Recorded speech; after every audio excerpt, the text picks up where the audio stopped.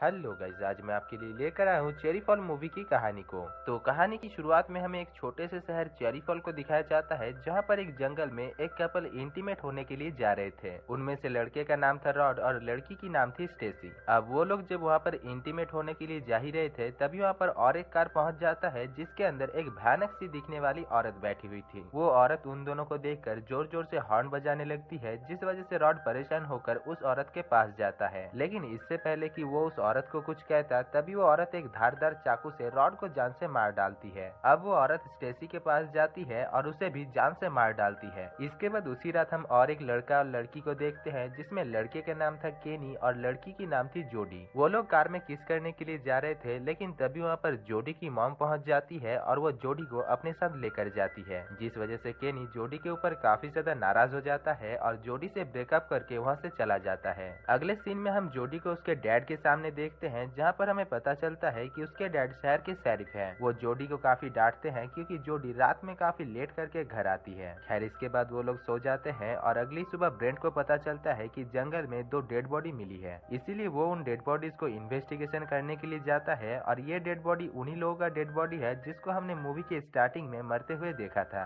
खैर, शेरिफ को रॉड और स्टेसी की डेड बॉडी देखकर काफी बुरा लगता है और वो उनके स्कूल में इन्वेस्टिगेशन करने के लिए जाता है। इसी बीच हमें पता चलता है कि स्कूल के प्रिंसिपल, जिसका नाम था टॉम, वो शेरिफ ब्रेंट के बचपन का दोस्त है। इसीलिए वो दोनों वहाँ पर काफी देर तक बातें करते हैं और शेरिफ ब्रेंट बच्चों से पूछताछ करने के लिए क्लासरूम के अंदर जाता है। यहाँ पर हम प्रोफेसर मार्लिन स्टोन को देखते हैं, जो बच्चों को पढ़ा रहा होता है और इसके बारे में हमें आगे और भी बहुत कुछ जानने को मिलेगा। खैर, शेरिफ ब्रेंट उन दोनों मर्डर्स के बारे में उन बच्चों से पूछताछ करते हैं, लेकिन कोई भी उसके सवालों का जवाब नहीं देता। रात को हम फिर से उस किलर औरत को देखते हैं, जो एक लड़की के घर जाती है और जब उसके पेरेंट्स घर से चले जाते हैं, तभी उसके दरवाजे को वो नॉक करने लगती है। इसी बीच वो अपना नाम लॉरेली शर्मन बताती है और जब वो लड़की दरवाजा खोलकर बाहर आती है, तभी वो उस लड़की को जान से मार डालती है। इसके बाद जब उसके पेरेंट्स घर पर आते हैं, तभी वो अपनी बेटी को मरा हुआ देखकर काफी डर जाते हैं और पुलिस को कॉल करते हैं। थोड़ी देर में वहाँ पर शेरिफ ब्रेंट भी पहुंच जाता है और वो उन डेड बॉडीज को देखकर नोटिस करता है कि उन सभी डेड बॉडीज के बॉडी में वर्जिन लिखा हुआ था, यानी वो किलर उन्हीं लोगों को मार रहा है जो कि प्योर है, यानी वर्जिन है। अब इन सारी चीजों को देखने के बाद शेरिफ ब्रेंट एक मीटिंग बुलाता है, जहाँ पर शहर के सभी बच्चों के पेरेंट्स शामिल होते हैं। यहाँ पर ब्रेंट उन सभी लोगों से कहता है कि वो किलर उन्हीं लोगों को मार रहा है जो कि वर्जिन यानी प्योर है। अब ये सब कुछ सुनने के बाद वो सभी पेरेंट्स बौखला जाते हैं और शेरिफ ब्रेंट के साथ ही लड़ाई करने लगते हैं, क्योंकि उन्हें लग रहा था कि शेरिफ ब्रेंट का कहने का मतलब है कि वो लोग अपने बच्चों के साथ मुंह मार के उन्हें अनप्योर कर दे। वहीं दूसरी तरफ हम जोडी और उसका एक दोस्त टिमी को देखते हैं, जो छुपकर उस मीटिंग में हुई बातों को सुन रही थी। तभी टिमी को उसके घर से एक कॉल आता है और टिमी उस कॉल को पिक करने के लिए जोडी से दूर जाता है, लेकिन काफी देर तक जब वो वापस नहीं आता, तभी जोडी परेशान हो जाती है और उसे ढूंढने लगती है। इसी बीच उसे ढूंढते ढूंढते वो बेसमेंट तक पहुंच जाती है, जहां पर उसे टिमी की लाश देखने को मिलती है, जिसको देखकर वो काफी डर जाती है। इसके बाद वो वहां से जाने लगती है, लेकिन तभी वो किलर औरत उसके ऊपर भी हमला कर देती है और उसे मारने लगती है। पर जोडी किसी तरीके से उस किलर औरत को ही घायल करके वहां से निकल जाती है और अपने पिता के पास यानी शेरिफ ब्रेंट के पास आकर उसे सब कुछ कह देती है। इसके बाद शेरिफ ब्रेंट उस किलर औरत को पकड़ने के लिए बेसमेंट के अंदर जाता है, लेकिन अंदर पहुंचकर उसे कोई भी नहीं मिलता, क्योंकि वो औरत तब तक वहां से भाग चुकी थी। अगले सीन में हम जोडी को पुलिस स्टेशन में देखते हैं, जहां पर उस किलर औरत के स्केच को बनाया जा रहा होता है। अब स्केच बन जाने के बाद जोडी को घर भेज दिया जाता है और शेरिफ ब्रेंट प्रिंसिपल टॉम को कॉल करता है।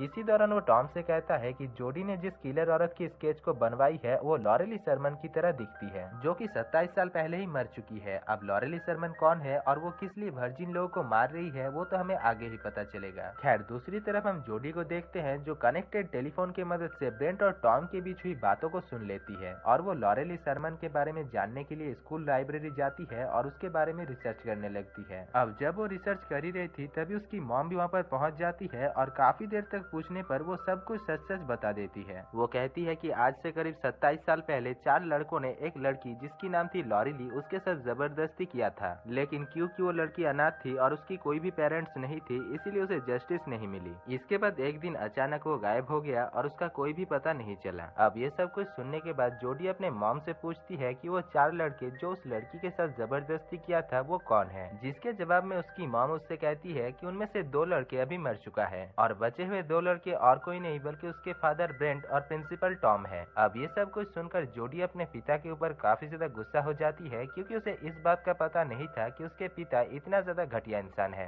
दूसरी तरफ हम स्कूल में बाकी सारे बच्चों को देखते हैं जो डिसाइड करते हैं कि वो लोग स्कूल में एक पार्टी ऑर्गेनाइज करेंगे, जहाँ पर वो लोग एक दूसरे के साथ इंटीमेट होंगे ताकि वो किलर उन्हें जान से ना मारे। खैर इसके बाद सैरी ब्रेंट प्रिंसिपल को कॉल करता है और उसे शाम को मिलने के लिए कहता है। लेकिन शाम को सैरी ब्रेंट जब प्रिंसिपल के घर जाता है तभी वो देखता है कि उस किलर ने तब तक प्रिंसिपल को मार दिया था, जिसको देखकर वो काफी डर जाता है और तभी वो किलर औरत सैरी ब्रेंट को भी पीछे से मारकर बेहोश कर देता है। इसके बाद हमें उन बच्चों की पार्टी को दिखाया जाता है जहाँ पर वो लोग एक दूसरे के साथ घपाघप कर रहे थे और बाहर पुलिस उन्हें सिक्योरिटी दे रहा था ताकि वो किलर औरत वहाँ पर आकर उन्हें मार न सके। इसी दौरान हम पार्टी में केनी को भी देखते हैं जो किसी के साथ भी घपाघप नहीं करता, क्योंकि वो जेडी के गुफा में ही अपने घोड़े को दौड़ाना चाहता था, इसीलिए वो जेडी को लाने के लिए वहाँ से चला जाता है। दूसरी तरफ हम जोडी को देखते हैं जो प्रोफेसर मार्लिंगटन के घर आती है और वो देखती है कि प्रोफेसर मार्लिंगटन एक बॉक्स को घर के अंदर ले जा रहा था, इसीलिए वो उसकी मदद करती है। लेकिन घर के अंदर पहुंचकर वो देखती है कि उस बॉक्स के अंदर और कोई नहीं बल्कि उसके पिता यानी सैरी ब्रेंट है, जिसको प्रोफेसर मार्लिंगटन ने बहुत ही बुरी तरीके से बांध कर रखा हुआ था, जिसको देखकर जोडी काफी डर जाती है और हमें पता चलता है कि वो किलर और कोई नहीं बल्कि प्रोफेसर मार्लिंगटन है। खैर इसके बाद प्रोफेसर मार्लिंगटन जोडी को भी पकड़ लेता है और जोडी और सैरी ब्रेंट को बेसमेंट के अंदर लेकर जाता है। वहाँ पर पहुंचकर वो ब्रेंट से 27 साल पहले क्या कुछ हुआ था इसके बारे में पूछता है और ब्रेंट भी सब कुछ सच सच बता देता है। वो कहता है कि आज से करीब 27 साल पहले वो और उसके 3 दोस्त मिलकर लॉरेली शर्मन नाम की एक लड़की के साथ जबरदस्ती किया था, जिसके बाद वो लड़की प्रेग्नेंट हो गई थी और उसे जस्टिस ना मिलने की वजह से वो वहाँ से कहीं चली गई थी। अब ये सब कुछ सुनकर प्रोफेसर मार्लिंगटन कहता है कि लॉरेली शर्मन और कोई नहीं बल्कि उसकी मॉम है, जिसके साथ उन लोगों ने घटिया काम किया था, इसीलिए वो उसकी मॉम को जस्टिस दिलाने के लिए वर्जिन लड़कियों की सील तोड़ रहा है। इधर हम केनी को देखते हैं जो जोडी को ढूंढते हुए प्रोफेसर के घर के पास पहुंच जाता है और दरवाजे को नॉक करने लगता है, जिस वजह से थोड़ी देर में प्रोफेसर बाहर आकर केनी को मारने लगता है और केनी किसी तरीके से उस प्रोफेसर से बचकर घर के अंदर घुस जाता है। लेकिन अंदर उसे किसी के चीखने की आवाजें सुनाई दे रहा था, इसीलिए वो उसे चेक करने के लिए बेसमेंट के अंदर जाता है, जहाँ पर पहुंचकर वो देखता है कि सैरी ब्रेंट और जोडी बंधी हुई है, इसीलिए वो उन्हें फ्री करने के लिए जाता है। वहीं दूसरी तरफ हम प्रोफेसर मार्लिंगटन को देखते हैं जो किसी तरीके से दरवाजा तोड़कर घर के अंदर आ जाता है और सैरी ब्रेंट को जान से मार डालता है, जिसको देखकर केनी और जोडी काफी डर कर वहाँ से भागने लगता है और भागते भागते वो लोग स्कूल बिल्डिंग तक पहुँच जाते हैं, जहाँ पर पहुँचकर वो लोग देखते हैं कि सभी बच्चे एक दूसरे के साथ टपाटप कर रहे थे। तभी वहाँ पर वो किलर लेडी यानी प्रोफेसर मार्लिंगटन पहुँच जाता है और उन सभी को अंधाधुन मारने लगता है। इसी बीच वो जोडी के ऊपर भी अटैक करता है, लेकिन जोडी किसी तरीके से उसे बालकनी से नीचे गिरा देता है, जिस वजह से वो एक लकड़ी के ऊपर गिरता है और वो लकड़ी उसके पेट में घुसने की वजह से वो वहीं पर ही मारा जाता है। और दोस्तों इसी के साथ ही इस मूवी की कहानी खत्म हो जाती है। तो दोस्तों अगर आपको इस मूवी की कहानी और मेरा काम पसंद आया है तो वीडियो को दिल से एक लाइक कर देना और हमारे साथ जुड़े रहने के लिए चैनल को सब्सक्राइब करके बेल आइकन को भी प्रेस कर